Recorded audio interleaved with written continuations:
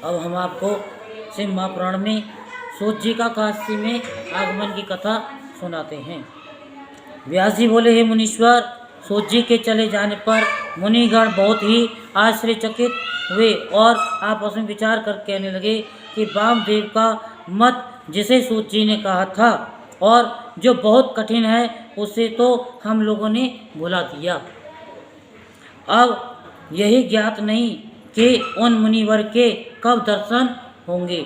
उनका उत्तम दर्शन तो संसार सागर के दुख समूह से पार करने वाला है। हमारी इच्छा है कि महेश्वर के आराधन रूप पुण्य प्रताप से शीघ्र ही सूत जी का दर्शन प्राप्त हो। इस प्रकार के चिंता में निमग्न सभी मुनिगण हृदय कमल में व्यास जी की पूजा करके उत्सुकता पूर्वक उनके दर्शन की प्रतीक्षा करते हुए वहीं स्थित हो गए। 1 संवत्सर के बीत जाने के बाद से भक्त ज्ञानी एवं पुराणार्थ प्रकाशक महामुनि सूत जी पुनः काशी में आए। सूत जी को आता हुआ देखकर ऋषिगण बहुत ही प्रसन्न हुए और उन्होंने स्वागत, आसन दान तथा अर्घदान आदि से उनके पूजा की। इसके पश्चात सूत जी ने उन श्रेष्ठ मुनिगणों द्वारा पूजित हो प्रसन्नता पूर्वक मंद मंद मुस्कुराकर उनका अभिनंदन किया। तदंतर उन्होंने गंगा जी के परम पवित्र जल में स्नान कर ऋषिगणों, देवगणों और पितरों का अक्षत एवं तिल आदि से तर्पण कर तट पर आ करके शरीरों को पहुँचकर वस्त्र एवं उत्तरीय धारण किया और 2 बार आचमन करके भस्म लेकर सद्योजात आदि मंत्र से क्रमश भस्मो उद्दोलन किया। रुद्राक्ष माला धारण कर उन बुद्धिमान सूत जी ने अपना नित्य कर्म संपादन किया और विधि पूर्वक उन स्थानों पर त्रिपुंड लगाकर प्रधान गण तथा गणपति सहित उमाकांत भगवान विश्वेश्वर का उत्तम भक्ति भाव से पूजन किया तथा बार बार हाथ जोड़कर नमस्कार किया। इसके बाद उन्होंने विधि विधान से काल भैरवनाथ की पूजा कर 3 बार प्रदक्षिणा पूर्वक 5 बार उन्हें नमस्कार किया और पुनः प्रदक्षिणा पूर्वक पृथ्वी पर साष्टांग प्रणाम कर उनके चरण कमलों का स्मरण किया और स्मरण करते हुए पराभक्ति से युक्त हो उनकी स्तुति की। उन्होंने 1008 बार ऐश्वर्य में पंचाक्षरी विद्या का जप कर महेश्वर के सन्मुख स्थित हो उनसे क्षमा प्रार्थना की। इसके बाद वे मुक्ति मंडप के बीच में चंडीश्वर की पूजा कर वेद विद्या विशारद महर्षियों के द्वारा निर्दिष्ट आसन पर बैठे। जब सभी लोग बैठ गए तब वे मंत्र पूर्वक शांति पाठ, मंगलाचरण आदि करने के उपरांत मुनिगणों के हृदय में सद्भाव की वृद्धि करते हुए इस प्रकार कहने लगे। सूत जी बोले, प्रशंसनीय व्रत वाले हे महाप्राज्ञ ऋषियों, आप लोग धन्य हैं। आप लोगों के पास मैं जिस उद्देश्य से आया हूँ उसका वृत्तांत आप लोग सुने। आप लोगों को प्रणव का उपदेश देकर उस समय मैं तीर्थ यात्रा करने चला गया था। अब उसका वृत्तांत आप लोगों से कह रहा हूँ। सर्वप्रथम मैं यहाँ से चलकर दक्षिण समुद्र तट पर गया।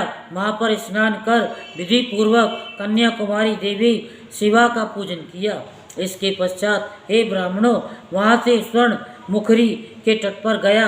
वहाँ कालहस्ती शैल नामक अत्यंत अद्भुत नगर है, जहाँ स्वर्ण मुखरी के जल में स्नान करके देवगणों तथा ऋषिगणों का भक्ति के साथ विधि पूर्वक तर्पण कर समुद्र और भगवान शंकर का स्मरण करते हुए चंद्रकांत के समान प्रभा मंडल से युक्त पश्चिम अभिमुख स्थित 5 सिर वाले अत्यंत अद्भुत एक ही बार के दर्शन से सारे पापों को विनष्ट करने वाले सभी प्रकार के सिद्धि भुक्ति तथा मुक्ति देने वाले त्रिगुणेश्वर कालहस्तीश्वर का पूजन किया और बाद में मैंने भक्ति भाव समन्वित हो उनके दक्षिण भाग में विराजमान पार्वती, जो जगत को उत्पन्न करने वाली तथा ब्रह्म ज्ञान रूपी पुष्प की कली है, उनका पूजन किया और 1008 बार ऐश्वर्य शालिनी पंचाक्षरी महाविद्या का जप कर उनकी प्रदक्षिणा तथा स्तुति करके बार बार उन्हें नमस्कार किया। इसके बाद में प्रसन्नता पूर्वक प्रतिदिन काल हस्तीश्वर की प्रदक्षिणा करते हुए नियम पूर्वक उसी क्षेत्र में निवास करने लगा। हे मुनीश्वरों, इस प्रकार मैंने ज्ञान प्रसून की कलिका श्री महादेवी की कृपा से 4 महीने का समय उस क्षेत्र में बिताया। तदंतर एक बार जब मैं कुशा मृग चर्म एवं उसके ऊपर वस्त्र का आसन बिछाकर उस पर बैठकर मौन धारण करके इंद्रियों को रोककर समाधिस्थ हो मैं सर्वदा परमानंद चिदघन परिपूर्ण शिव हूँ, इस प्रकार ध्यान करता हुआ हृदय में शांति का अनुभव कर रहा था कि इतने में ही नीले मेघ के समान कांति युक्त बिजली के समान पीली जटा धारण किए विशालकाय कमंडलु दंड एवं कृष्णाजिन धारण किए संपूर्ण अंगों में भस्म लगाए हुए सभी प्रकार के लक्षणों से युक्त ललाट पर त्रिपुंड धारण किए तथा रुद्राक्ष से अलंकृत देव वाले मेरे सद्गुरु करुणा वरुणाल्य व्यास जी मेरे हृदय कमल में प्रकट हो गई।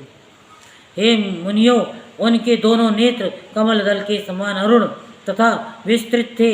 हे आस्तिक मुनियों, इस प्रकार अपने हृदय कमल में परिपूर्ण शोभा से समन्वित व्यास जी के अद्भुत प्राकट्य को देखकर मैं सर्वदा मोहित हो गया। इसके पश्चात मैं नेत्र खोलकर विलाप करने लगा। उस समय पर्वत के झरनों के समान मेरे नेत्रों से निरंतर अश्रुधारा प्रवाहित होने लगी। हे विप्रो, ठीक उसी समय मुझे आकाश मंडल से परम आश्चर्य में अव्यक्त वाणी सुनाई पड़ी। आप लोग उसे आदरपूर्वक सुने। हे महाभाग, हे लोमहर्षण, हे सूत पुत्र, तुम शीघ्र ही वाराणसी पुरी जाओ। पूर्व समय में वहाँ पर जिन मुनियों को तुमने उपदेश दिया था वे मुनि गण निराहार व्रत करते हुए अपने कल्याण की कामना से तुम्हारे आगमन के प्रतीक्षा कर रहे हैं। ऐसा कहकर आकाशवाणी विरत हो गई। तदंतर मैं शीघ्र ही उठकर शिव तथा शिवा को भक्ति पूर्वक भूमि पर दंडवत प्रणाम करके पुनः 12 बार उनकी प्रदक्षिणा कर गुरु की आज्ञा को जानकर शिव तथा शिवा के उस क्षेत्र से शीघ्र निकलकर अब 40 दिन के बाद यहाँ पहुँचा हूँ। हे मुनि श्रेष्ठों, अब आप लोग मेरे ऊपर दया कीजिए। मैं आप लोगों से इस समय क्या कहूँ, उसे आप लोग मुझसे कहिए। सूत जी का ये वचन सुनकर ऋषियों ने प्रसन्नचित्त होकर मुनि श्रेष्ठ व्यास जी को बारंबार प्रणाम करके ये कहा। बोल शंकर भगवान की। हर हर महादेव, हर हर महादेव, हर हर महादेव, हर हर महादेव।